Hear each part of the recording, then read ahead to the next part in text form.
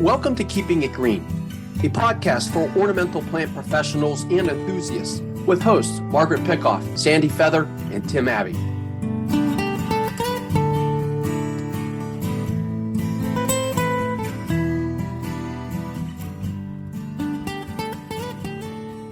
Hello, and welcome to Keeping It Green, a podcast from Penn State Extension for ornamental plant professionals and enthusiasts. I'm one of your hosts, Margaret Pickoff. I'm a horticulture educator with Penn State Extension, and on each episode, I'm joined by my colleagues on the green industry team as co-hosts. On today's episode, my co-hosts are Tim Abbey and Sandy Feather. Hey, Tim and Sandy. Hey, Margaret. How are you? I'm doing well. I'm excited to be all together today on this summery day. It's been a while.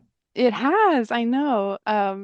And on today's episode, we're going to be joined by Kelly Warnick from Horticulture for Health and the American Horticultural Therapy Association.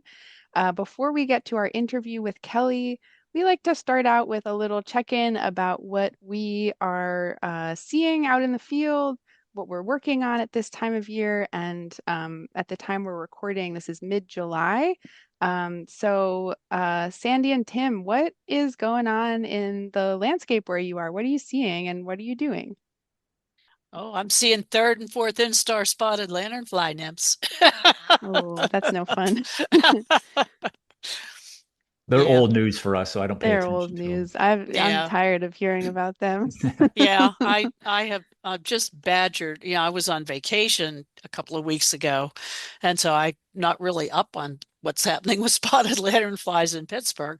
My office moved to the Greater Allegheny campus at Penn State the end of May, and we don't have any there. And Interesting. I have them at my house, and since I'm not downtown anymore, it's not a place I go a whole lot, like in my personal life. So I don't know how the situation is, because that was horrible in downtown Pittsburgh for the past few years. I mean, you couldn't walk down the sidewalk without one flying into your face. So Oh, do you have yeah. spotted lanternflies yet, Kelly? Not yet. They have them yet. Well, that's good. We'd like to keep it that way for you, but Yeah. no guarantees. Yeah. Wow. Well, sorry you're dealing with that, Sandy. That's a bummer. Yeah, we're joyfully we barely see them in Philly, fingers Nice. crossed, but I'm sure Nice. they'll be back at some point. And they were, I mean, years ago they were just as horrible. Yeah. Tim, what are you seeing in York County? Well, everybody talks about the weather, but you can't do anything about it. A year ago it was ridiculously dry, Right. and now this year we've switched and now are running a surplus of water. I telling Sandy I don't have a rain gauge at my house, but I'm guessing in the last like 10 or 11 days I've probably got 5 to 7 inches of rain at my house. It rains Wow. a lot. I mean, it's actually quite nice right now. It's warm and humid, but that's pretty typical. But yeah, just a lot of rain. That's nothing else too exciting. Yeah. Yeah, we're kind of in a similar boat. We haven't been getting 5 or 6 inches of rain at a time, but definitely wet, definitely getting a lot of questions about fungal diseases, Mhm. root rot, all sorts of foliar fungal Oh, yeah. diseases. Lots of And leaf spots.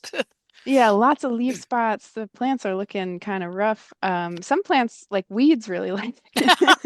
Yeah, the So crabgrass is doing really well. I know the weeds are just like so happy. But I think it's been tough for farmers to get their season, started I with feel bad for anybody trying to make hay, because they have to cut it and let it dry before they can bale it. And I don't yep, know that we've had too many dry days consecutively for them yeah, to get that accomplished.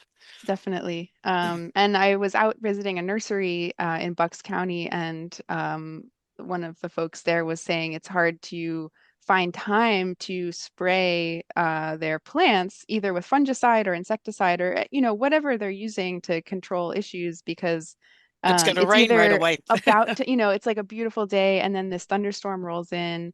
And they have to worry, about reentry intervals and timing that all with the rain. And it just seems like really a tough equation to figure out. But hopefully, I mean, yeah, today is sunny, so Maybe it'll stay um, that way.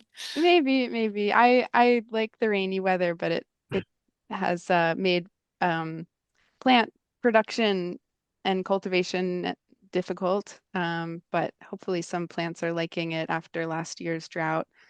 And yeah, and obviously like we have to worry about flooding too in the Hmm. Philly area and Bucks County. That's always an issue. So, um, but That was, okay, well, spotted you know, lanternflies, too much rain. That's oh, the other thing I was plant sitting for a friend of mine while she was on vacation. And sadly, all of her basil has basil downy mildew. oh no. That Yeah, wasn't that's exactly what she wanted to come home to. you're like, I have some bad news for you. Yeah. All right. Well, thanks for checking in, you guys. It's really nice to see you and chat a little bit. And I'm really excited for our conversation today. Our guest is Kelly Warnick. She's the founder and owner of Horticulture for Health. She's also the president-elect of the American Horticultural Therapy Association. She's the youth campaign lead for the AHTA as well. And she's also an instructor at the College of DuPage, teaching hort therapy.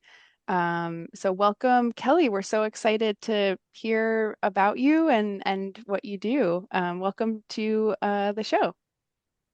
Thank you so much. I really appreciate you having me as part of this podcast and very excited to share.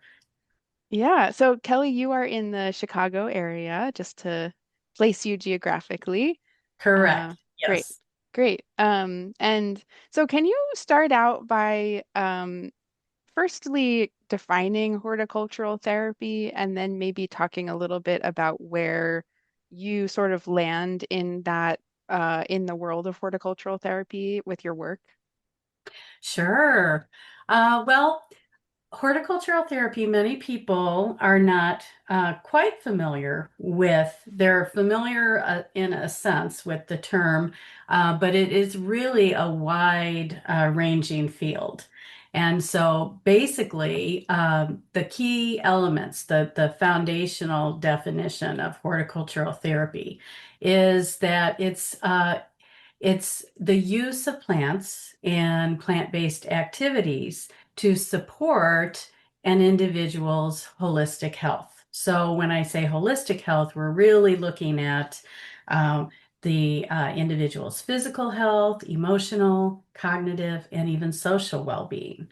And so trained professionals in the horticultural therapy field really apply a person-centered approach in working with individuals to then tailor these horticulture activities to really work on specific needs or interests of individuals. And so that's basically using the therapeutic power of plants under the direction of a professional horticultural therapist to either sustain or improve an individual's well-being. And so we see that a lot in a wide range of areas. We typically have three models of horticultural therapy that we use in practice. One can be a more therapeutic model, which is often in a clinical setting where horticultural therapists will work with a patient specifically to either help them with recovery or rehabilitation. And then there's also a vocational model where we apply horticulture through the HT modality, and that's more vocational to help them with develop work readiness skills and enhance employment outcomes. And then what we're really seeing now as well is this developing approach for preventative health and using horticultural therapy, which sometimes is more often is called in this setting therapeutic horticulture, but using horticulture as a vehicle to support one's wellness. Uh, So really, there's a wide-ranging application of it. Could you share a little bit about your background and how you got to this field? Was it more um, like an interest, education in horticulture, or was it the other side of the coin where it was more like you were into like the human equation, like the therapy component? Right. Well, I started in horticulture. And what I was seeing, I was in greenhouse production and retail garden center. And obviously, I was around plants and people all the time. And I really started noticing people's reactions to plants, to plant-rich settings. And, I'm like, what is this that's really developing? Because they would tell me how it's changing lives. There would be patient or individuals who would come into the greenhouse looking for, wanting to plant a certain bed or, certain herbs, etc. And some of them, for instance, one was going through chemotherapy, and she was telling me how gardening helped to enhance her stamina, build her endurance at a time when that chemotherapy was really eroding the energy and the endurance there. And, there's so many different circumstances. And so I really started to look into what is this people-plant connection and why is it so powerful? And around the same time, my mother, unfortunately, was diagnosed with cancer and started about a 2-year battle with cancer that put her in healthcare settings for about 18 to 20 months of that Wow. duration. And I stumbled upon a healing garden in one of the hospitals without knowing what a healing garden was all about. Obviously, I had my background in horticulture, but I didn't understand what a therapeutic garden could do. And so I really experienced firsthand the restorative power of it. And for me individually, but then also looking around at all the others in the gardens, and there were patients that were using it as part of their patient treatment plan. There were families in there really connecting with other families at a very difficult time in their lives. There were medical responders having rest and relaxation there. I saw scrubs, medical doctors out there, etc. So what is it that was so restorative and helpful for that really put me on a path of I want to know what this area is about and really become a part of it because it is truly an amazing and growing professional field. And now, after all these years, what I have seen is that it's that people-plant connection and those plant-rich settings that just have the ability to profoundly impact human life. Yeah, I mean, I'm sure that we've all felt that before. And even before I was here, I was out in a flower farm field doing some research and I was doing some insect scouting, which in this case was basically just staring at dahlias and looking for insects. But it was very relaxing. Like I was just staring and the birds were out and I was looking at green plants and I was seeing all these insects flying around and doing their thing. And I was kind of thinking about this conversation and I was like, is this horticultural therapy? And obviously, no, it's like it's work, but I see the therapeutic, I think we've all experienced that feeling around plants. Do you have just like as far as parsing out the horticultural part of this, like what is it about the plants themselves that create that opportunity for a therapeutic session? Is it kind of just like, um, are there, what's happening with our perception of plants or our just nearness to plants that makes this so successful?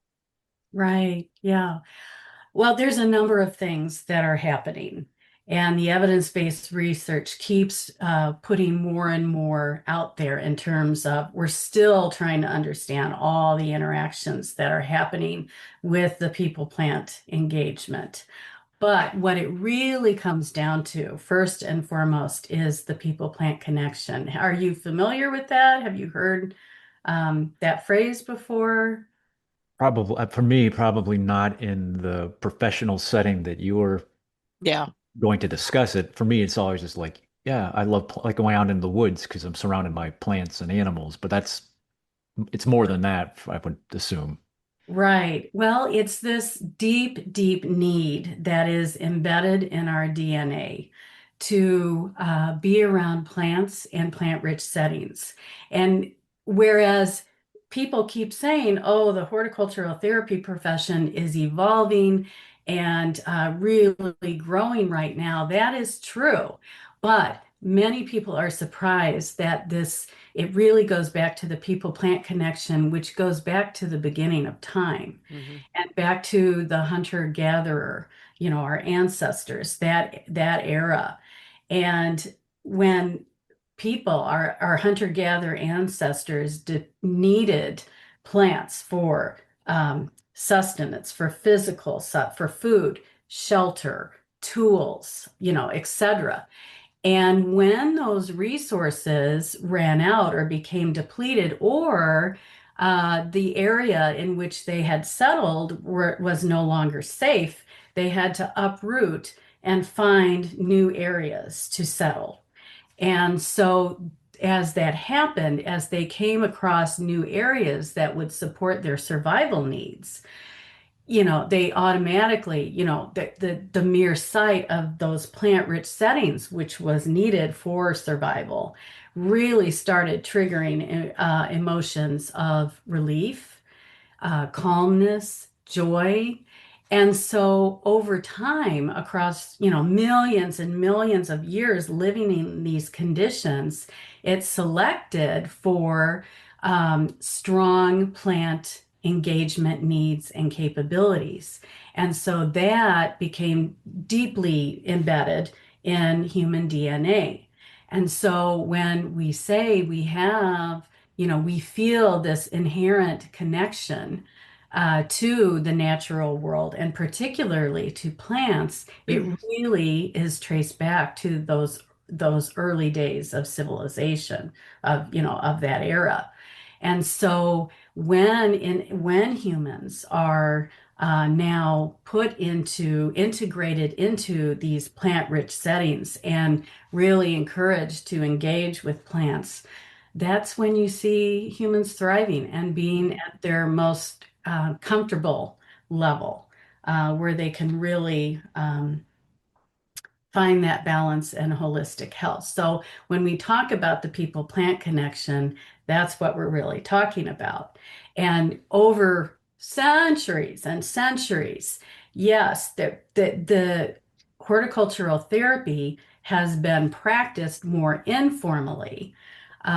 It really started shifting in the mid 1900s when various individuals said, okay, we need to really look at the people-plant connection through more of a scientific lens and see where this is going, understand why humans react the way they do in these plant-rich settings. And so biophilia principle was advanced by E.O. Wilson, like in the 1970s, 1980s, more early 1980s. But his book Biophilia really started to put all of this under scientific rigor, where he said, humans have this inherent innate connection to the natural world and particularly plants. And that's why we feel a sense of calm and connection, etc. And then in right around that same time, mid 1980s, Roger Ulrich did this study, and basically he looked at gallbladder patients. They were recovering from gallbladder surgery, and half of those patients were given a view of nature from a distance. The other half were not. And his study revealed that those individuals, those patients who even had a view of nature, not necessarily in nature, but just a view of nature, recovered quicker, required less pain medication, left the hospital quicker than the others, and were more receptive to the post-surgical therapy that they needed to go through. And so, if any of you have walked the halls of hospitals, you may notice all of the pictures of nature and of plants in particular. And that is because of this study that Roger Ulrich put forth in the Journal of Science back in the mid 1980s. And it for decades now, because of that study, he has continued to influence patient-centered care and advocate for, especially healing gardens, and that patients should have access to, or in the very least, a view of nature, because how deeply embedded that need is in our DNA. Yeah, I'm glad you mentioned that this is not just like anecdotal stories, that they've actually, done replicated studies of like, yeah, either hospital settings. And I don't think I read it in depth, but there was a paper done for people who just like their office view, like if they have a view out the window and can see something that looks like nature, trees or whatever, that they have less stress than if they're shut up in a cubicle in a windowless building and don't really see any of that. Absolutely.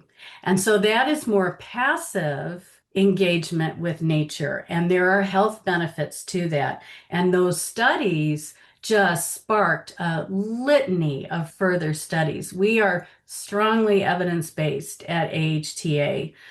We set the professional standards. We do professional registration. We are the national organization for all of that. And so we really look to that research. And the research just keeps compiling, showing the health benefits that happen when people engage with plants or are immersed in plant-rich settings.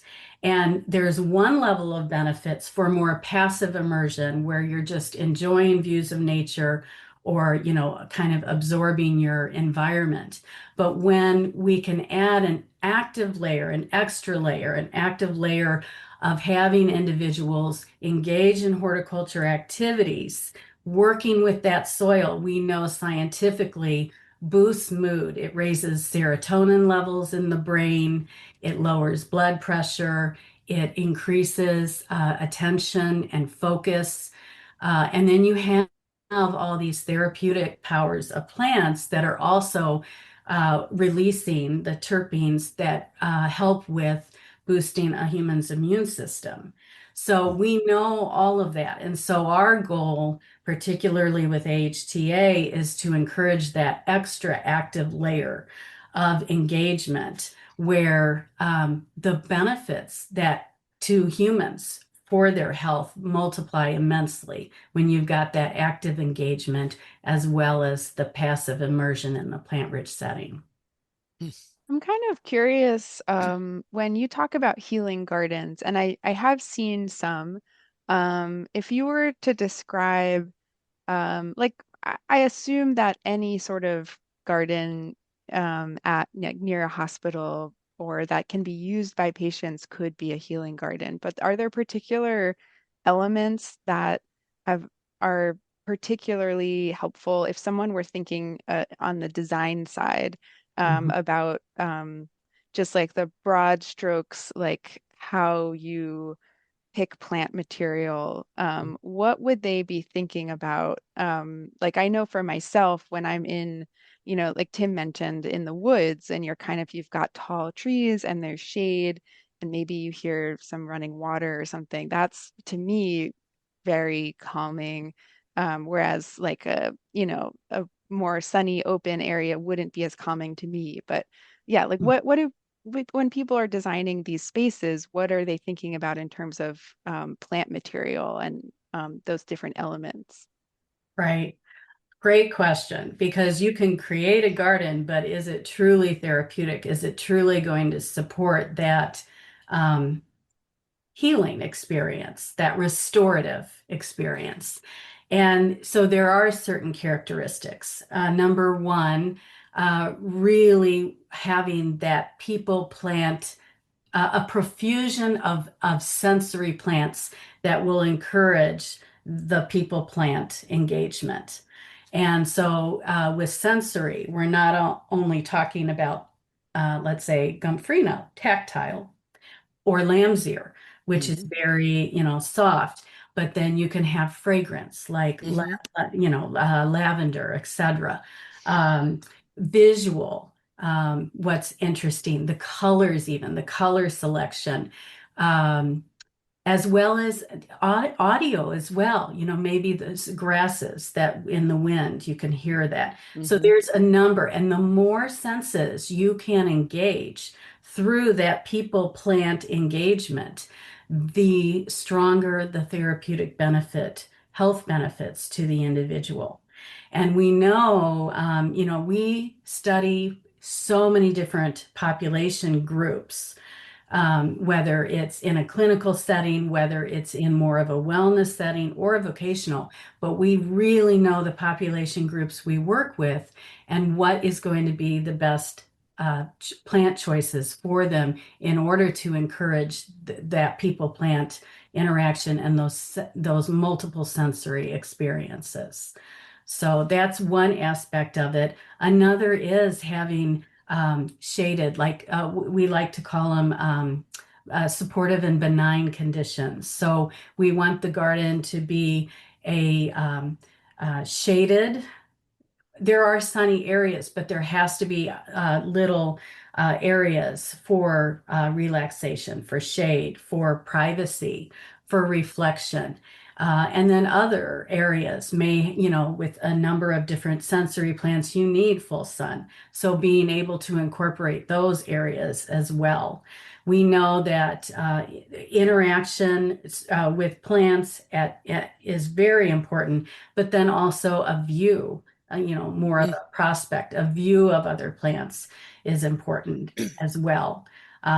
Water is a very important we call it soft fascination factor, where it just captures the mind and in a very effortless way. And it really helps the brain to relax and rejuvenate. Where it's a soft fascination, it's a soft focus. It's not that direct attention that requires so much energy and ultimately drains individuals. So, there's different aspects with that, but there are a number. AHTA has a list of therapeutic garden characteristics that really have to be integrated in order for the garden to have maximum therapeutic impact. Is there value to gardens that are attractive to, say, birds? Hearing the birds sing, is that part of it?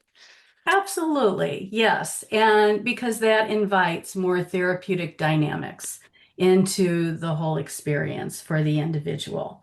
And I can't tell you how many times I'll be doing HT programming out in a therapeutic garden. And I think our program is going to go a certain way until a hummingbird flies in. And they're gone. Everyone is just enamored. And that's the best part of it.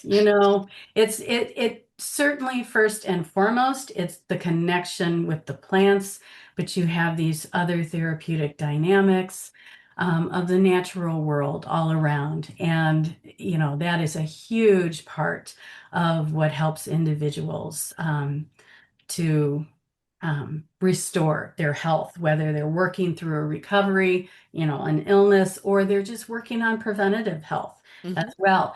And, I will say, I strongly, strongly believe this, that fortunately, many of us can say we are injury-free, we are illness-free, in one sense of the word, but how many of us are immune from stress or burnout or, and all of that? I mean, preventatively, when you have this recurring stress, recurring demands, etc.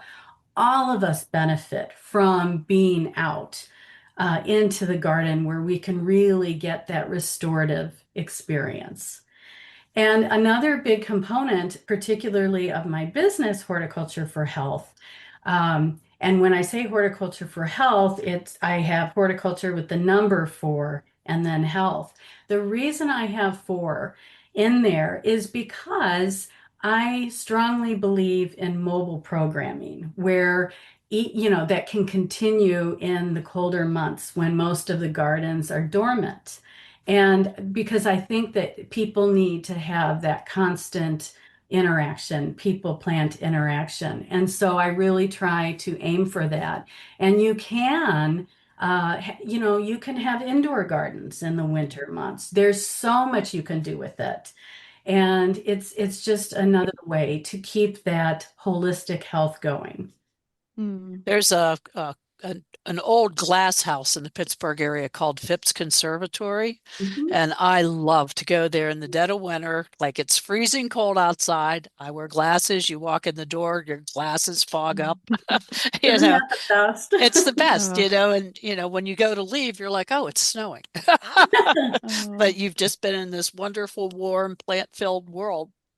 Yeah. There's one of my favorite things to do in the winter.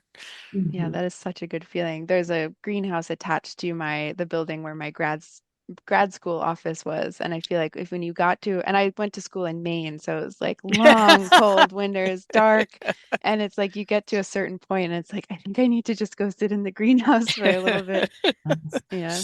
I'm curious, like, because most our podcast is kind of geared towards the green industry, and we might have folks listening who are part of the industry in one way or the other, whether they're growing plants, selling plants, designing gardens, maintaining landscapes. And I wonder how would you recommend if they wanted to tap into this in some way? They wanted to either, if they're a designer, learn more about designing therapeutic gardens, or if they're even just propagating plants and selling plants, like how do they tap into this world?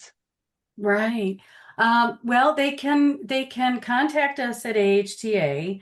I will say I am so excited. This year we decided to launch a campaign, particularly for youth, because we believe we're looking at the statistics and we work with youth. Many of the AHTA professional members work with youth. And what we're seeing are increased incidents of disconnection, more indoor centric environments, whether that's socially, whether that's academically, where everything is more online, etc. And so what we're trying to do is reconnect youth with the outside world for health, etc. And so we have launched a campaign called Growing Impact, Advancing Youth Wellness Through Horticulture. And we had phase 1 is more of an expertise where we have webinars, and those are actually posted on the AHTA website. So those are wonderful information about healing gardens and incorporating activities, horticulture therapy or therapeutic horticulture activities into youth programming, etc. And then now we are spotlighting sites all across the country that AHTA members are involved with. And it's showing how either outdoor gardens or inside horticulture activities, how those can become therapeutic tools for really advancing health. And so I encourage anyone who's interested you can go to the AHTA website or follow along as we journey through all of that on social media. One of the features was recently in Chicago where Seed Your Future, I don't know if you're familiar with that organization. So they have a program called Seed to STEM, where they invite teachers from all over the country to come to Chicago and really immerse in the horticulture industry for 1 week. And whether that's, like several nurseries, plant production facilities. Ball Horticulture is right there in the western suburbs of Chicago as well. Hmm. Kennecott Floral, all of that. And so it's this immersive experience where really horticulture industry leaders are working with the teachers to get this into the schools more. So that was a fantastic opportunity, and there's a lot of resources that we can also through the AHT website if anyone is interested in that. What was particularly interesting with some of the webinars, so the biophilia principles that I talked about and what have been integrated so effectively and deeply in the hospital healthcare settings, now they are saying we need to incorporate that more into school settings. So even views of nature, even images, obviously we want that active level of engagement if we can, but even it's so creative what they're thinking, but how to incorporate biophilia design and connection to the natural world, even when students are inside. Hmm. And we also have, we're going to be featuring an outdoor classroom called Meet Us at the Trees. This is in um, Washington. And it's going to be an outdoor learning classroom. And the students took a huge part in designing it and then building it as well. And the evidence base is so strong right now, showing Yep. how test scores increase fourfold when individuals are offered opportunities either to take breaks in nature before going back into the schools or to learn in nature and have these outdoor classrooms for part of the time. So a lot is going on. We're also doing several programs. One through the youth campaign is serving our ecosystems, where youth and veterans are working together, creating native plant beds. So part of it is the design, and then working with the horticulture industry to get those native plants and then eventually planting them. So that will be out there as well. So hopefully that answers your question. A lot of opportunities for the horticulture industry to engage with certain opportunities going on throughout the country and learning more about what horticultural therapy and therapeutic horticulture is all about. And it sounds like you're doing a pretty good job of like introducing kids to horticulture, because one of the things, that the industry in general faces is a shortage of labor. And, kids don't even really, horticulture is not something that enters their minds unless they have some connection to it.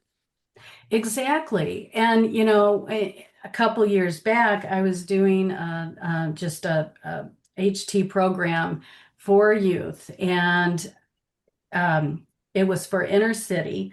And this one individual, this young boy, was just so quiet the whole day. And I'm thinking, is he interested in this, etc. And so we kept going on all the activities. And then at the end of the day, before everyone was going to go home, there was actually a hummingbird out there, and we were talking about the hummingbird, and he was smiling, and I was explaining to him what plants really draw hummingbirds to, and all of that, and to be on the lookout for those types of plants.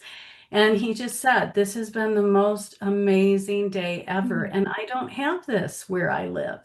Aw. And, so to be able to, because a lot of, there's statistics saying by, in another 30 years, 68 to 70% of people will be living in urban areas. And we need to have green spaces there. We need to be Absolutely. building that up. And this is really the nature deficit disorder that Richard Louv has been talking about for so long, where, as the green spaces get more minimized, where is that natural people-plant connection?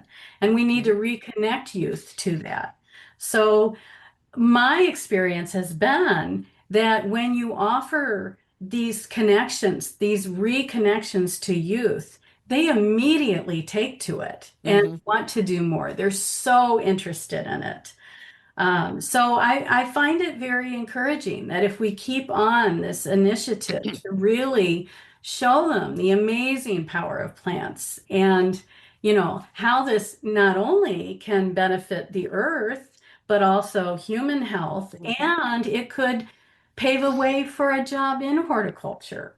And that's serving our world. It's environmental stewardship. So there's a lot of really positive things coming from this increased awareness with youth. I have a question focused on the therapy component and not the horticulture component. And it's my own ignorance of the subject matter.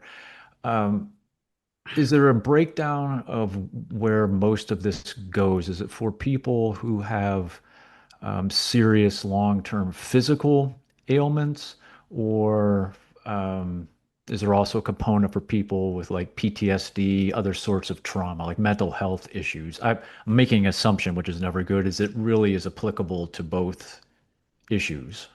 It absolutely is. And we have varying credentials at professional credentials at the American Horticultural Therapy Association. One is a registered horticultural therapist. And in order to be an HTR, you have to have background in horticulture as well as background meaning coursework in horticulture, as well as psychology, as well as human services. And then a 480-hour internship, which is essentially a practicum, and that field experience. And in that, you really get that clinical setting background, where horticultural therapists many times are on these interdisciplinary patient treatment teams. And there are individuals going through PTSD, living with PTSD. And the garden is, a therapeutic garden is a very powerful tool to help them. So, we have definitely the clinical setting. We also have a therapeutic horticulture practitioner, which is really about wellness and therapeutic horticulture in general. And that's really important for individuals going through different life stages, going through anxiety, going through, and how much these plant-rich settings and plant engagements can really help with that. And then again, we also have the vocational. So wide application are why we have the different models, the vocational, the therapeutic, and the wellness, is because we realize that there will be individuals that need more structured, intense focus on one particular area, and varying degrees of others who want to work on holistic health. So they're going to have different goals. It's going to be a different method in how to best meet their needs within the horticultural therapy modality. And so basically it's very adaptable to a variety of different populations and circumstances. And I would think that you could also do this, and maybe the origins were again more like hospital focused, but also like you could go to a larger, building healthcare facility, but also like your office is maybe set up. I'm making again another assumption, or people could go there almost like they're going to see their mental health counselor, like there, or I don't know with like your business or anyone like similar to you, like you can also bring it to the person's home and maybe do something there too. Right. Another, what has been very successful for me personally in my business is residential consults. And how do you add those sensory plants to a residential garden? How do you grow a variety of herbs that you can then integrate into meals. The oregano, the basil, all of those, the lemon thyme, etc. And it's fascinating, and usually that leads to wonderful connections and stories and communications with those clients that I work with. And social connection is so important as well. And that's why I just think that bringing together people for these horticulture activities through the HT modality really checks all the boxes in terms of helping your physical health, your emotional health, your cognitive health, as well as social. Well, Kelly, this has been such a great overview of not just horticultural therapy, but also some of the work that the AHTA does. I definitely see a lot of opportunities for folks in the industry to get involved, and it sounds like it's also a field that young folks might be interested in pursuing as a field of study, which is relatively new. So really appreciate you kind of taking us through that. We're getting towards the end of our time together, and we always end our conversations the same way. We ask our guests what they like to do when they're not working. And so what do you do when you're off the clock? I really tend to my own garden. I just love it. It is my private sanctuary, and I have a number of raised beds with so many herbs that I use for cooking, and I just adore that, and certain sensory plants. My neighbors, one of my neighbors has 6 kids, and they're constantly wanting to come over and help with the garden. And I do have, are any of you familiar with the Mimosa pudica plant? Oh, yeah. I plant. So I have a number of those out there in the warmer months. And so the Mimosa pudica plant is called sensitive plant. When it is touched, the leaves start to curl. It just retracts in. And I tell them sometimes I just need, because they're like, why can't we come over to the garden all the time? And I'm like, sometimes I just need a little time to just be with myself, kind of retract from the world. And then when I'm ready, I open my leaves back up and re-engage with the world. But so that's been, yes, that there are a number of very special plants, and my family loves the garden. And then of course I have my golden retriever out there with me, and she just the best of all worlds. Yes. I call her she's kind of my mindfulness teacher, because she will not walk. Instead, she just will walk a few steps and then sit and just smell the breeze and just be. And she's taught me to do that, to slow down and just take in the present moment. Yeah, animals are really good at that. They're good They companions for mindfulness, for sure. Yes. Well, it sounds like a beautiful garden, and I hope you have some time this afternoon to head out there. Thanks again for your time and sharing all about this topic with us. We really appreciate having you on, and it's so great to meet you and hear about your work. Likewise. Yes, thank you so Thank you much. so much for having me. Yes, thank And you for joining us. Thank you. Any questions, you can reach me through AHTA, and I'll get back to you right away. So Great. Thanks, Kelly. all right, Thank thank you. you. All right, take care. Okay, bye. Bye.